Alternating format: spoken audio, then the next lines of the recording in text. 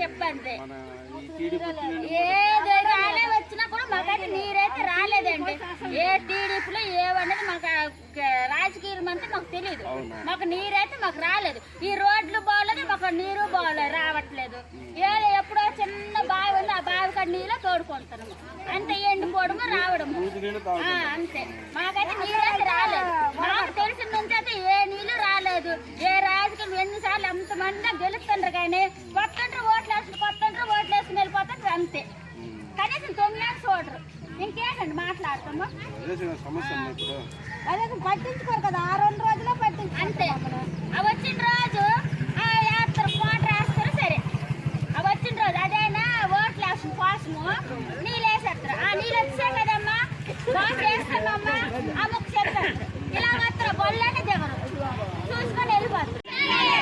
తాగునీరు వెంటనే అందించాలి, తాగునీరు వెంటనే సరఫరా చేయాలి, తాగునీరు వెంటనే సరఫరా చేయాలి, తాగునీరు వెంటనే సరఫరా చేయాలి, తాగునీరు వెంటనే అందించాలి. తాగునీరు అందించేంత వరకు పోరాడతాం, తాగునీరు అందించేంత వరకు పోరాడతాం. తాగునీరు వెంటనే అందించాలి. తాగునీరు సంగవలస పంచాయతీ సొక్కానపాడు గ్రామంలో దాదాపు 6 నెలల కంచి ఈరోజు మంచినీటి సమస్య చాలా తీవ్రంగా ఉంది. ఈరోజు కూడా ట్యాంక్ అయితే ఉంది కానీ నీళ్ళైతే రావడం లేదు. అలాగే ఇంటింటికి కూడా కొలలు అయితే ఉన్నాయి. ఈరోజు కూడా నీరు చుక్కలేని పరిస్థితి ఉంది.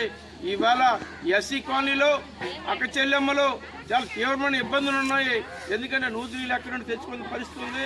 దానివల్ల కలుషితం వచ్చి జ్వరాలు వచ్చి విష జ్వరాలు వచ్చి డెంగీ వెంటనే అమలు చేయకపోతే అలాంటి సరైన ధర్నాలు రాష్ట్రవ్యాప్తంగా ఉంటాయని చెబుతూ, అలాగే మన పార్లమెంట్ నియోజకవర్గ శాసనసభ్యులు గోనాల విజయ్ చంద్రగౌడ్ గారు ఎన్నికల ముందు ఏదైతే ఇచ్చారో మరి అలాగే ఈరోజు కూడా ఈ సొక్కవలస గ్రామంలో తాగడానికి నీరు లేని పరిస్థితి ఉంది.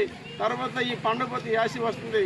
ఇప్పుడు ఎంత ఎలాంటి సమస్య ఉంటే ఇంకా యాసీలో ఇంకెలాంటి సమస్య ఉంటుందో తక్షణమే ఎమ్మెల్యే గారు స్పందించి అలాగే ఈ ట్యాంకీకి నీళ్ళు వచ్చి ఈ సొక్కవలస గ్రామంలో అందరూ కూడా నీళ్ళు అందిస్తారని చెప్తూ అఖిల భారత వ్యవసాయ గ్రామీణ కార్మిక సంఘ తరఫున నేను ఈరోజు మాట్లాడుతున్నాను. అలాగే నా పేరు పి సంఘం, పార్వతీపురం, మంజం జిల్లా.